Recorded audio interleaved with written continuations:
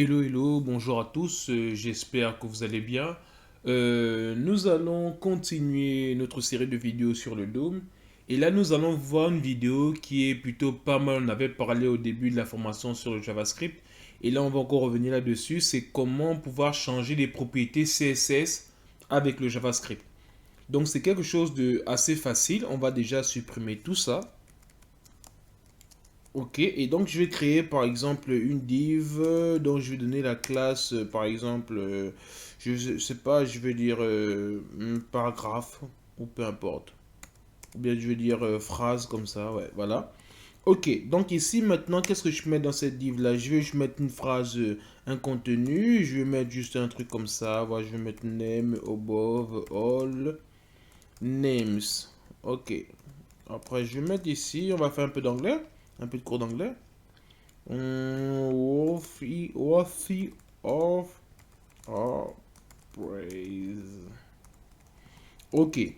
Donc ici, voilà un peu une phrase simple qu'on a pu mettre dans notre page. Donc si on revient à voir comment ça s'affiche, là voilà. Donc ici, on a bien notre phrase, pas plus que ça. Et ensuite, maintenant, au niveau du JavaScript, je crois que je vais enlever tout ça. On a déjà vu ça, c'est bon. Donc là maintenant, qu'est-ce qui va se passer? On va voir comment on peut changer différentes propriétés CSS avec le JavaScript. On va commencer par un truc simple. On va déjà récupérer notre div. Donc si vous vous rappelez, on a mis juste, bon je peux mettre less to const, peu importe. Je peux mettre ici const paragraphe, phrase, on avait dit, ouais. C'est le nom que je donne, phrase, qui correspond à quoi? Il va correspondre dans le document. On va dire, après, je vais prendre le query selector directement, query selector. Et là, je vais juste prendre le nom qu'on avait dit, c'était phrase. Ok, on va bien voir si on récupère bien ça. Je fais un console.log de phrase. Ok, qu'est-ce qu'on obtient? Voilà, on va inspecter l'élément pour voir si on a bien récupéré l'élément dont on veut faire la manipulation. On va dans console et on a bien ça. Ok. Donc div class phrase name above all name worthy or praises. Donc en fait voilà bien on a bien récupéré notre phrase. Vous voyez bien quand je surligne, il se met bien en bleu. Donc c'est bien cette phrase qu'on a récupérée. Et donc on va maintenant juste voir comment rajouter certaines propriétés. Et dans les propriétés qu'on veut rajouter, s'il y a quoi? On va dire de façon simple, qu'est-ce que je peux rajouter comme... bon, je vais d'abord prendre phrase comme ça. Ok, ensuite maintenant je vais faire le style, comme ça, style là. Et donc, oui, après ça, style.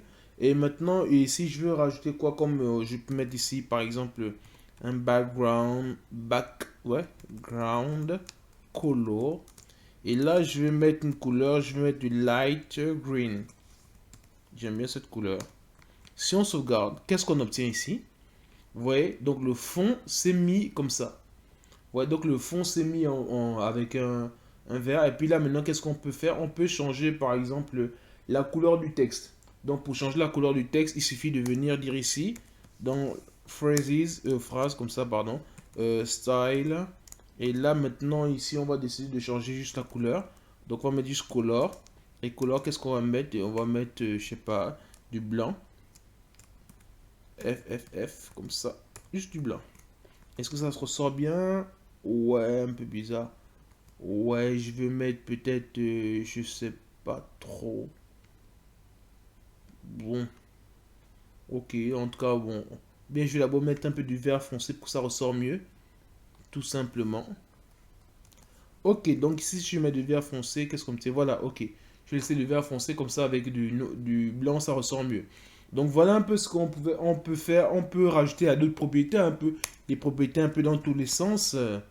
Donc phrase ici, c'est avec le style comme ça. Je peux rajouter autre chose. Par exemple, je sais pas, je peux changer peut-être la calligraphie du texte. Bon, je peux mettre par exemple ça ici, texte transforme. Et là, je vais mettre par exemple le capitalize. Ok. Et donc, vous savez ce que ça fait déjà. Donc ici, normalement, ok, il n'a pas... Ouais, c'est ça.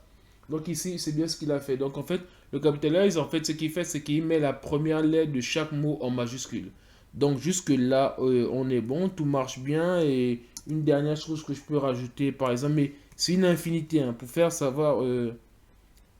Parce que ici, là, si je vais ici dans Style, Style, par exemple, là maintenant, je peux rajouter quoi? Bon, ah, pardon, je vais d'abord rajouter, par exemple, la taille du.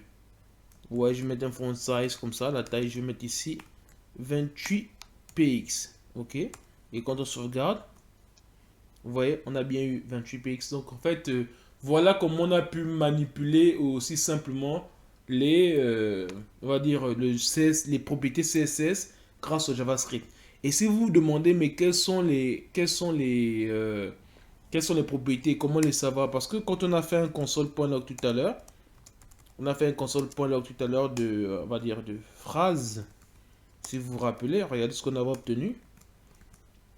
On a bien obtenu ça. Vous voyez, ici, là. Et donc là, voilà toutes les propriétés qui existent, ainsi de suite. Et donc, c'est en cherchant dedans. Maintenant, si je fais ça, je vais peut-être faire, maintenant pour avoir un truc plus précis, je fais ça comme ça avec style. Ok, et donc maintenant, on va voir ce que ça donne. Vous voyez, ici, on a ça. Et donc là, maintenant, ici, qu'est-ce qui est là? Ça, c'est toutes les propriétés on peut transformer. Vous voyez ici, là, il y a un background color, là, il y a la color, le texte transforme et le font size, ainsi de suite. Donc, voilà un peu tous les éléments qu'on peut modifier. Block size, ainsi de border, et voilà. Bon, button border, ainsi de suite. Voilà toutes les propriétés qui sont modifiables. Donc, avec notre font size, voilà ce on peut faire comme modification. Vous voyez un peu, je ne sais pas si vous avez des questions là-dessus, mais par exemple, je veux juste faire un truc, par exemple ça, je vais modifier ça là, par exemple avec le margin là. Si je fais, on va dire ça, je reviens ici, je mets juste phrase comme ça, point.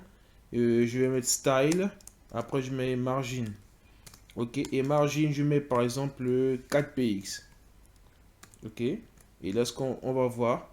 Voyez ici donc bon, voilà, ça a eu changé, mais sinon comprenez globalement, voilà ce qu'on peut faire un peu. Si je mets ici, je veux voir autre chose, par exemple une autre propriété dans les margines, je vais chercher par exemple margin left. Vous allez voir, je vais dans les M ici. Voilà ici donc il y a margin là, margin block avec L, margin left. Vous voyez, c'est bien ça, 4px, ainsi de suite. Margin right, 4px. Donc je peux mettre ici par exemple margin left et margin right. Donc ici, je mets, au lieu de mettre margin comme ça, je mets margin left. Et je mets, supposons, je vais mettre 8px. Et margin right aussi, je vais mettre 8px. Ok, donc ici, maintenant, si je fais ça, vous voyez, donc ici, maintenant, là, si on va voir dedans, au niveau des margines,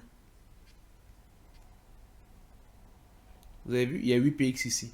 Donc voilà tout ce qu'on peut modifier ici. Je peux juste même, ou bien je peux enlever ça, je mets juste margin top, ou bien non, je peux juste mettre margin top, on va dire la même chose ici, et margin top. Top, je mets ici 12, et pareil pour button.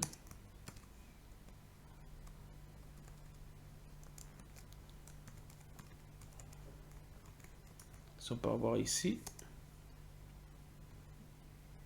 Donc voilà, ainsi de suite. Donc ça c'est les margines, ainsi de suite là. Mais comme vous pouvez le constater, on peut modifier autant de propriétés qu'on veut. Donc voilà ce qu'on peut vraiment retenir de cette partie.